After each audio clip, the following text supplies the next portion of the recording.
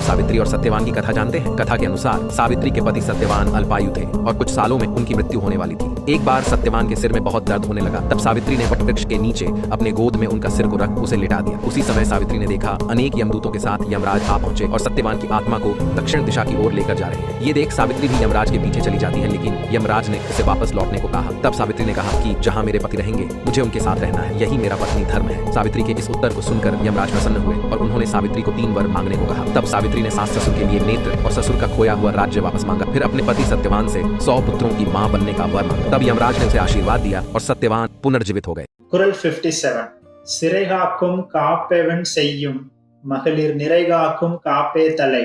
This means guarding women like a slave is useless. Women self-guarding themselves by following good behaviors is the best. சேர்ந்த TikTok தகாத உறவு காரணமாக குழந்தைகளை கொலை செய்த டிக்டாக் அபிராமியின் சகோதரர் பிரசன்னா மணிகண்டன் தன்னுடைய திருமணம் தடைப்பட்டதால் தற்கொலை செய்து கொண்டுள்ளார். இப்படிதான் பண்ண ஆசைப்பட்டிருக்க கூடாது, புரியுதா? அது சைக்கிள்ல முக்காப்படல் அடிக்கும் போது அடிபட்டுருச்சு. அதுக்கு அப்படியே மூடிட்டு இருந்திருக்கணும். கல்யாணம் பண்ணிருக்க கூடாது, இதுக்கெல்லாம் ஆசைப்பட்டிருக்க கூடாது, புரியுதா?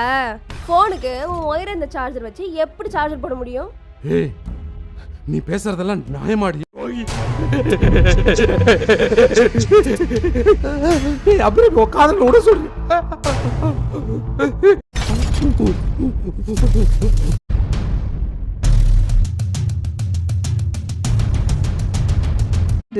அவன் கூட போகும்போது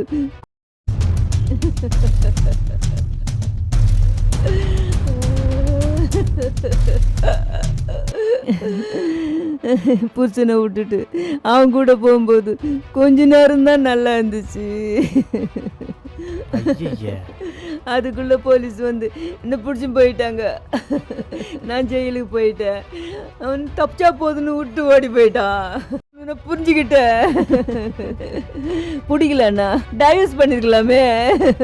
இன்னொன்னு சதை இருக்கும்போது என் கண்ணுக்கு ஒண்ணுமே, என் இளமும் போச்சு, எல்லாமே போச்சு. நல்ல விண்ணன்னு சதை இருக்கும்போது என் கண்ணுக்கு ஒண்ணுமே தெரியலையப்பா. எனக்கு என் உணர்ச்சி மட்டும்தான் தெரிஞ்சிச்சு. இல்ல அது உணர்ச்சி இல்ல, அரிப்பு.